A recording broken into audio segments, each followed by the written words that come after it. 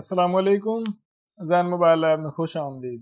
मैंने स्टार्ट किया है CM2 को और इस वीडियो को मैं स्टार्ट करता हूँ बिल्कुल वहाँ से जहाँ से पिछली वीडियो को मैंने एंड किया था कि बैकअप किस तरह से करना है। तो आइए देखते हैं। ये फाइल को मैंने यहाँ पर रीड किया था। तो फाइल रीड करने के बाद तलाश कैसे करनी है कि कहाँ पर चली गई है। आप माई कंप्यूटर को ओपन करें, सी ड्राइव को ओपन करें, इन्फिनिटी बॉक्स को ओपन करें और CM2 MTK को ओपन करें और रीड आउट का जो फोल्डर है इसके अंदर ये फाइल महफूज है। यहाँ पर अभी ये 31 तारीख है तो मैं ये फाइल जो है इसको मैंने रीड किया है, तो बाय डेट आप इसको तलाश कर सकते हैं। ये बैकअप है, आप इसको अपने पास सेव कर लें मोबाइल का नाम लिखकर। तो बहरहाल मैं इसको क्लोज कर देता हूँ। अब बैकअप करने के बाद अब मैं मोबाइल को करने लगा हूँ फॉर्मेट रीसेट।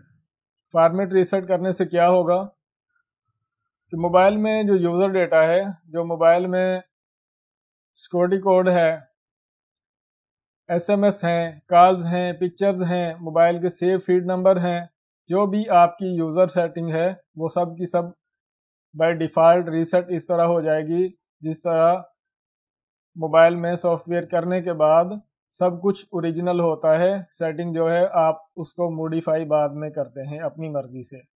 तो रीसेट डिफ़ॉल्ट करने से मोबाइल इस तरह हो जाएगा बिल्कुल क्लियर। बैकअप करना क्यों ज़रूरी है मैं पिछली वीडियो में बता चुका हूँ। मोबाइल को आपने कर लेना है पावर ऑफ,